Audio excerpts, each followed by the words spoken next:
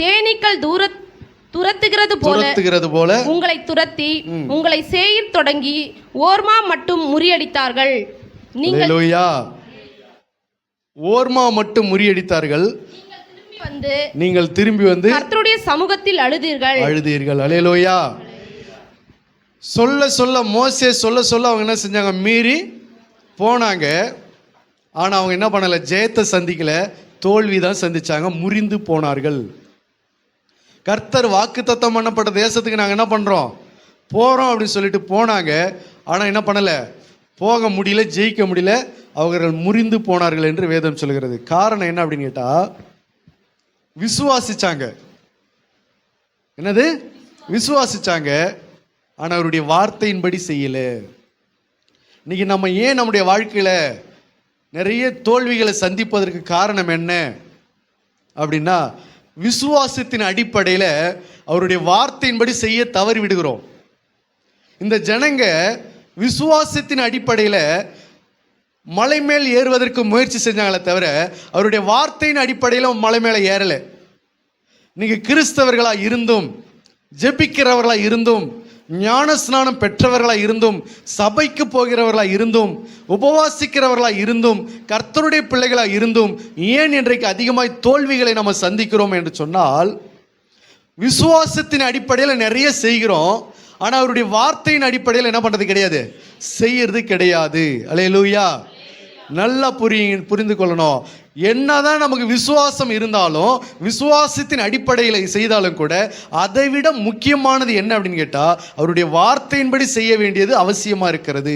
இன்னைக்கு ஏகப்பட்ட கிறிஸ்தவர்கள் தோல்விகளையும் ஏமாற்றங்களையும் அவமானங்களையும் பிரச்சனைகளையும் மரணத்தையும் இழப்புகளையும் நஷ்டத்தையும் இன்னைக்கு சந்தித்து கண்ணீரில் வாழ்ந்து கொண்டிருக்கிற கிறிஸ்தவருடைய நிலைமைக்கு காரணம் என்ன அப்படின்னா, இன்னைக்கு எல்லா காரியத்தையும் பிஸ்னஸ் முதற்கொண்டு, குடும்ப காரியம் முதற்கொண்டு, விவசாயம் முதற்கொண்டு, ஆடு மாடுகள் மிருக ஜீவன்கள் காரியங்களை முதற்கொண்டு, பிள்ளைகளுடைய திருமண காரியங்கள் முதற்கொண்டு எல்லாவற்றிலும் இன்னைக்கு விசுவாச அடிப்படையில் செய்கிறாங்களே தவிர அவருடைய வார்த்தையின் அடிப்படையில் என்ன பண்ணுறது கிடையாது, செய்யறது கிடையாது. எனக்கு விசுவாசம் இருக்குது, நான் செய்கிறேன், எனக்கு விசுவாசம் இருக்குது, கர்த்தர் ஆசீர்வதிப்பார், அது மட்டும் போதுமா? அவருடைய வார்த்தையின்படி செஞ்சாதான் உன் விசுவாசத்துக்கு வேலை உண்டு, உன் விசுவாசத்துக்கு பலன் உண்டு. அப்போ இன்னைக்கு ஏகப்பட்ட ஜனங்கள் வார்த்தையை விட்டுட்டாங்க, விசுவாசத்தை மட்டும் பிடிச்சிக்கிட்டு இருக்கிறாங்க. விசுவாசத்தை மட்டும் பிடித்து கொண்டு விசுவாசத்தில் சாதிச்சிடலான்னு நினைக்கிறாங்க. எவ்வளோ விசுவாசம் உனக்குள்ள இருந்தாலும் வார்த்தையின்படி செய்யும் போது தான் உன் விசுவாசத்துக்கு என்ன உண்டு, பலன் உண்டு. அல்லேலூயா. எத்தனை பேருக்கு புரியுது? நமக்கு எவ்வளோ விசுவாசம் வேணாலும் இருக்கட்டும், அந்த விசுவாசம் எந்த அடிப்படையில் இருக்கணும்? அவருடைய வார்த்தையின் அடிப்படையில் தான் இருக்கணும். அவருடைய வார்த்தையின் மேலே தான் அந்த விசுவாசம் கட்டப்பட்டதாக இருக்கணும். அல்லேலூயா.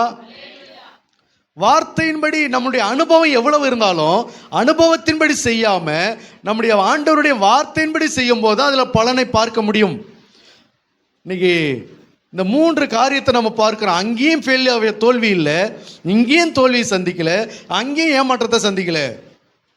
கழுதையை அவிழ்த்து கொண்டு வாங்க அப்படின்னு சொன்ன விஷயத்திலும் கர்த்தர் சொன்னபடியே சொன்னாங்க, அவர்கள் போக விட்டார்கள். மீன் பிடிக்கிற இடத்துல கர்த்தர் சொன்னபடியே வலைய போட்டாங்க, மிகுதியான மீன்களை பிடிச்சாங்க.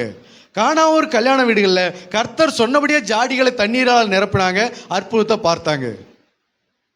ஆனால் நம்ம எந்த அற்புதத்தையும் பார்க்காம இருக்கிறது என்ன காரணம்? எல்லாத்தையும் நம்ம விசுவாச அடிப்படையில் ஜெபம் பண்ணி கிடக்கிறோம், விசுவாசத்தின் அடிப்படையில் சர்ச்சுக்கு போகிறோம், விசுவாசத்தின் அடிப்படையில் கர்த்தர்கிட்ட விண்ணப்பம் வைக்கிறோம், கேட்குறோம், புலம்புறோம். எப்படியாவது நமக்கு ஆண்டவர் செஞ்சிட மாட்டாருன்னு விசுவாசத்தில் புலம்புறோம்.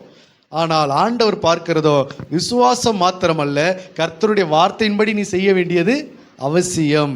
அல்லேலூயா. அப்போ முதலாவது காரியம், விசுவாசத்தின் அடிப்படையில் என்ன பண்ணணும், செய்ய கற்றுக்கொள்ள வேண்டும். அல்லேலூயா. அடுத்தபடியாக நீங்கள் பார்த்தீங்கன்னு சொன்னால் 1 சாமுவேலின் புஸ்தகம் 15ஆம் அதிகாரம்